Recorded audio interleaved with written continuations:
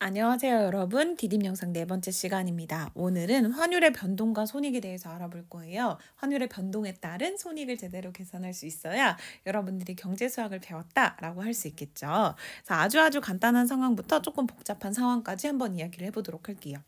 이 어머님께서는요, 해외 쇼핑몰에서 직구를 하실 거래요.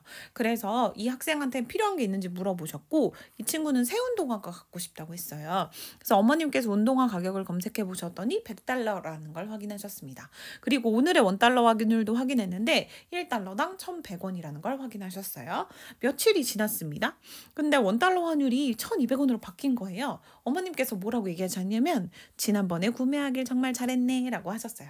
이 어머님 매우 배우신 분이라는 느낌이 오시죠? 이 어머님은 어떤 계산 끝에 이런 결론을 얻으셨는지 한번 이야기를 해보도록 할게요. 자, 원달러 환율이 1,100원이라는 얘기는 어떤 의미냐면요, 여러분. 1달러를 1,100원으로 교환할 수 있다는 뜻이에요. 그러면 100달러는 얼마로 교환할 수 있겠니? 이 수식을 배우시면 되겠죠. 그럼 정리하면 어떻게 되겠어요? 내항의 곱과 외항의 곱 같은 거 아시죠? 그래서 x는 결국 100 곱하기 1,100이 될 테니까 11만 원이라는 걸 확인했습니다. 오호, 11만 원. 근데 여러분 만약에 1,100원이 1,200원으로 바뀌면요. 여기 곱해지는 게 1,100이 아니라 1,200이 되는 거죠. 그래서 12만 원이 될 거라는 생각이 드시나요? 그래서 환율에 따라서 똑같이 100달러인 운동화를 우리는 11만 원에 살 수도 있고 아니면 12만 원에 살 수도 있는 거예요. 그때 환율에 따라.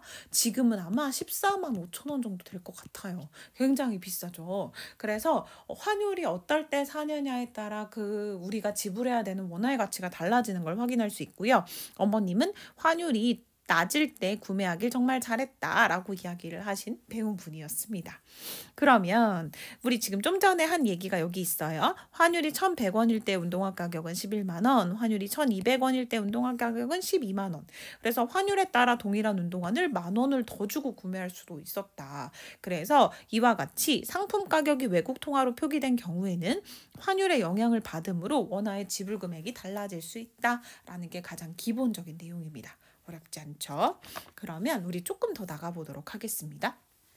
자, 그러면 좀 전에 봤던 환율이 1,100원에서 1,200원으로 오르는 상황은요. 환율이 상승했다라고 우리는 이야기를 하는데요. 실제로 숫자가 커졌죠. 근데 환율이 커졌다는 얘기는 무슨 얘기냐면 1달러의 화폐를 구입하는데 예전에는 1,100원이 필요했다가 이번에는 1,200원이 필요한 걸로 바뀌었다는 얘기예요. 그러니까 1달러 구매하는데 드는 비용이 올라갔다는 거네요. 네, 그러니까 1달러 구매하는데 예전에는 1,100원에서 1,200원으로 갔으니까 다시 말하면 원화 가치는 그만큼 하락한 거라고 생각할 수 있을 겁니다.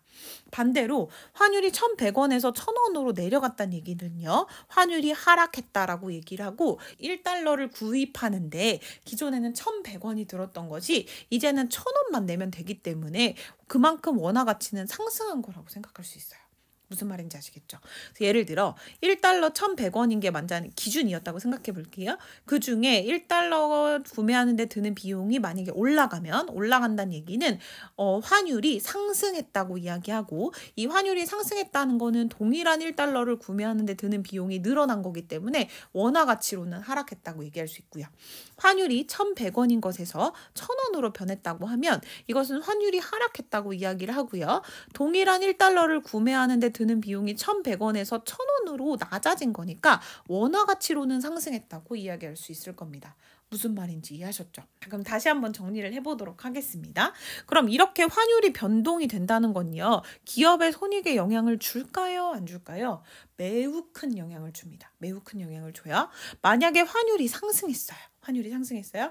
즉 1달러 1,100원 하던 게 1,200원이 됐다고 해볼게요. 그러면 수출하는 업자는요. 수출 대금으로 받은 외화를 원화로 교환할 때 더 많은 원화를 받을 수 있겠죠. 그러니까 기본적으로 수익이 증가한다고 할 수 있습니다. 그럼 수출에 조금 유리하구나 라는 생각을 하실 수 있겠죠. 근데 반대로 수입하는 사람은요. 수입 대금으로 지불할 외화를 구입할 때 더 많은 원화가 필요하므로 손실이 확대될 수 있어요. 그럼 수출하는 사람 입장에서는 좋고 수입하는 입장에서는 좀 안 좋은 상황이 되는구나 라고 생각할 수 있겠죠. 그래서 환율이 상승하면 수출이 늘고 수입이 줄어드는 게 일반적인 상황입니다. 환율이 하락하면 이와 반대 현상이 일어나는데요. 쌤이 여기를 한번 잘 정리해 보려고 써놨어요. 여러분 헷갈릴까봐 같이 한번 읽어볼게요. 자, 환율이 예를 들어 상승했다고 해볼게요. 예를 들어 기존에 1달러당 1,100원 하던 것이 이제 1,200원 하는 것으로 바뀌었다고 해볼게요. 1,200원 하는 것으로. 그럼 무슨 상황인 거냐면요. 1달러에 1,100원이었던 게 1,200원으로 바뀌었다는 얘기는요. 원화 가치 입장에서는 하락입니다. 왜냐하면 동일한 1달러를 구매하기 위해서는 1,100원이 아니라 1,200원이 필요한 거니까요. 더 많은 돈을 줘야만 1달러를 살 수 있는 거잖아요. 그러니까 원화 가치 입장에선 하락한 거예요. 그래서 우린 이것을 뭐라고 부르냐면 원화의 평가절하라고 부릅니다. 평가절하. 근데 이런 일이 벌어지면 어떤 일이 벌어지냐면요. 수출품 가격은 상대적으로 저렴해져요. 왜냐하면 우리나라에서 예를 들어 동일하게 5,000원에 팔던 녀석이 있었다고 해볼게요. 그러면 그 녀석은 환율이 상승하면요. 미국의 달러화로는 상대적으로 더 싼 가격에 살 수 있게 되는 거예요. 그러면 우리나라 상품의 해외 시장 경쟁력이 강화됩니다. 이렇다는 얘기는 수출은 증가할 수 있고요. 수입은 감소할 수 있다는 이야기이기도 해요. 그럼 좋은 점은 뭐냐면 우리가 수출 많이 하고 수입 적게 하니까 무역 수지가 증가해서 외환 보유고가 증가한다는 매우 큰 장점이 있습니다. 그럼 좋기만 하냐? 그렇진 않습니다. 왜냐하면 수출품 가격이 상대적으로 저렴해지는 대신 수입품의 가격은 상대적으로 상승하거든요. 그럼 수입품의 가격이 상승하면 우리나라에서 통용되는 여러 가지 외국산 물건들의 가격이 올라가는 거니까요. 인플레이션이 발생할 수 있어요. 우리나라 물가가 올라갑니다. 그럼 국민 생활비 부담이 증가해요. 그래서 사람들이 경제가 꽁꽁 얼어붙는다라는 생각이 들 수도 있어요. 게다가 이게 장기화되면 우리나라 원화 가치가 하락한 거라고 했죠. 그래서 자국 통화의 신뢰도가 저하된 거기 때문에 외국인들이 더 이상 우리나라를 믿고 투자할 수 있는 시장으로 여기지 않을 수 있습니다. 외국인 투자자가 점점점 감소하는 문제가 생길 수도 있어요. 반대로 환율이 하락하는 경우도 한번 생각해 볼게요. 환율이 예를 들어 하락한다는 건 이런 느낌이에요. 기존에 1달러당 1,100원이었어요. 그랬다가 이번에는 1,000원이면 된다고 해볼게요. 자, 환율이 하락한다는 건 정말로 이렇게 숫자, 1달러를 구매하는데 필요한 숫자가 줄어드는 걸 의미해요. 그럼 1달러를 구매하는데 필요한 숫자가 줄어든다는 얘기는 원화 가치로는 상대적으로 늘어난 거죠. 기존엔 1,100원을 줘야 살 수 있었던 1달러가 이제는 1,000원만 줘도 살 수 있는 거니까요. 원화 가치로는 상승입니다. 다시 말하면 원화의 평가 절상이 일어났다고 할 수 있어요. 자, 그러면 뭐가 문제냐면 기존에 5,000원에서 우리가 팔았던 수출품이 있었어요. 그럼 상대적으로 미국으로 갔을 때는 달러로는 인상된 것처럼 느껴질 수밖에 없습니다.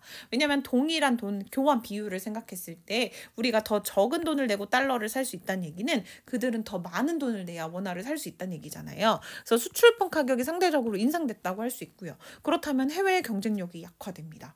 그럼 수출이 감소되고 수입이 증가하는 이런 상황이 생기고요. 무역 수지도 감소하고 외환 보유고도 감소하는 문제가 생겨요.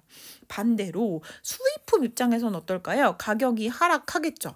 그런데 우리나라에서 통용되는 물건 중에 수입품 가격이 하락한다고 해도 물가가 막 엄청 안정된다는 보장은 또 없을 수 있어요. 수입품의 개수에 따라서요.